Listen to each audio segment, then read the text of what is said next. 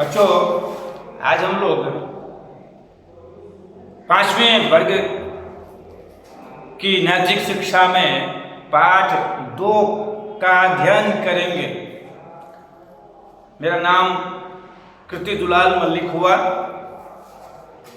तो नैतिक शिक्षा में पाठ 2 का शीर्षक है ईश्वर को सदैव याद रखिए, कभी मत भूलिए। सोते जागते, उठते बैठते, चलते फिरते सब समय ईश्वर को याद रखिए।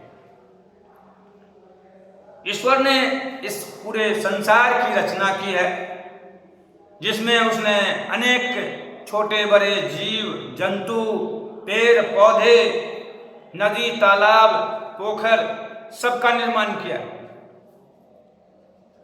तो हमें उनकी रचनाओं का स्मरण करते हुए हमेशा उन्हें याद रखना चाहिए। इसमें कहानी दी गई है, बड़ी ही प्रेरणाप्रद कहानी है, शिक्षादायक कहानी है। एक परेशान व्यक्ति ईश्वर से प्रार्थना करते हुए कुछ कह रहा था। उसकी प्रार्थना से प्रसन्न होकर ईश्वर ने दर्शन दिए।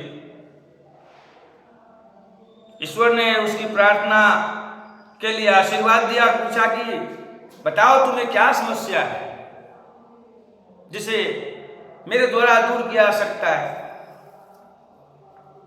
उस व्यक्ति ने जैसे ईश्वर को अपने सामने खड़ा देखा बहुत खुश हुआ। बोला कि मैंने स्वप्न के दौरान अपना पिछला जीवन देखा। उसमें अनेक ऐसी बातें थी जिनका अर्थ समझने में मैं असमर्थ हूं। ईश्वर ने सिर हिलाते हुए उस व्यक्ति को अपनी बात कहने के लिए इशारा किया। ईश्वर बोला कि पिछले जन्म में मैं अपने जीवन पथ पर कदमों के चिन्हों के 2 जोड़े देख सकता हूं। मेरा विचार है कि कदमों के चिन्हों का एक जोड़ा तो मुझसे संबंधित है, लेकिन जो दूसरा जोड़ा है उसका संबंध किससे है मुझे पता नहीं चल रहा है।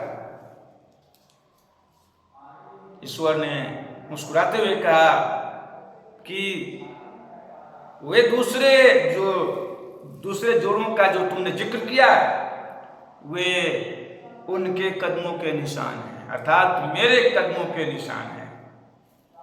मैं हमेशा अपने बच्चों के साथ ही रहता हूं। सभी इस संसार के जितने लोग हैं सभी हमारी संतान हैं, इसलिए मैं उनके साथ ही रहता हूं। व्यक्ति ने आगे अपना बोलना जारी रखा और कहा कि मैं जब खुश था, प्रसन्न था, तो आपके कदमों के निशान मेरे कदमों के निशान के पीछे थे। ऐसा क्यों? उसके पीछे क्या मकसद हो सकता है? ईश्वर ने कहा, मेरे पुत्र जब भी खुश और प्रसन्न रहते हैं तो मैं उनके पीछे पीछे चुपचाप चलता हूं, ताकि उनकी खुशियों का आनंद लेते हुए मैं देख सकूं और वे उन खुशियों का आनंद ले सकें। इस पर उस व्यक्ति ने पूछा कि जब मैं परेशानी में था, दुख में था, कष्ट में था, तब आपके कदमों के निशान मेरे कदमों के निशान के पीछे आगे थे, पीछे नहीं थे, आगे थे। ऐसा क्यों? ईश्वर ने उसी तरह मुस्कुराते उत्तर दिया कि मेरे बच्चे जब परेशानी में रहते हैं तो मैं उनका मार्गदर्शन करने के लिए, पथ प्रदर्शन करने के लिए हमेशा आगे आगे चलता हूं। उसके ईश्वर के उत्तर से व्यक्ति संतुष्ट दिखाई दे रहा था, लेकिन तभी उसने अपनी भौहें सिकोड़ते हुए कहा, लेकिन जब मैं कठोर परेशानियों से वह घिरा हुआ था तब उसने केवल एक जोड़ी कदमों के निशान ही देखे। तो क्या उस समय आपने मुझे भुला दिया था। ईश्वर ने मुस्कुराते हुए फिर कहा, मेरे बच्चे जब घोर परेशानियों के चक्कर में रहते हैं, चक्रव्यूह में फंसे रहते हैं, तो जो कदमों के निशान वे देखते हैं वे मेरे ही होते हैं। उस समय वह उनके कंधों पर, उस समय वह अपनी संतान को अपने कंधों पर बिठाकर चल रहा होता है। ईश्वर ने उस व्यक्ति से आगे कहा, हमेशा ध्यान रखो कि मैं कभी भी अपने बच्चों को नहीं भूलता हूं। अर्थात ईश्वर हमेशा अपनी संतानों की कष्ट, दुख, तकलीफ आदि का हमेशा ख्याल रखते हैं। वे हमेशा चाहते हैं कि उनकी संतानें खुश रहें, आनंदित रहें, अपने सही मार्ग पर चलते रहें, उन्नति की सीढ़ियां चढ़ते रहें। इतना कहकर ईश्वर अदृश्य हो गए।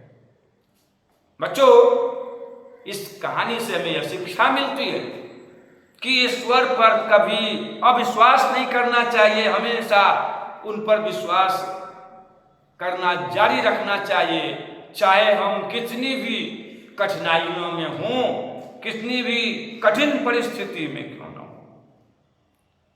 बच्चों, तुम सोचते होगे कि परेशानी के समय ईश्वर हमारा साथ छोड़ देता है, हमारे सिर से अपना हाथ उठा लेता है। हमें हमेशा उस पर विश्वास करना चाहिए, क्योंकि यही एक आधार है जिसके आधार पर हम प्रत्येक परिस्थिति का सामना कर सकते हैं, उससे मुकाबला कर सकते हैं और उस पर विजय प्राप्त कर सकते हैं। अब हम लोग पाठ को अंत करते हैं, पाठ समाप्त करते हैं। अगले दिन अगले पाठ की ओर अग्रसर होंगे।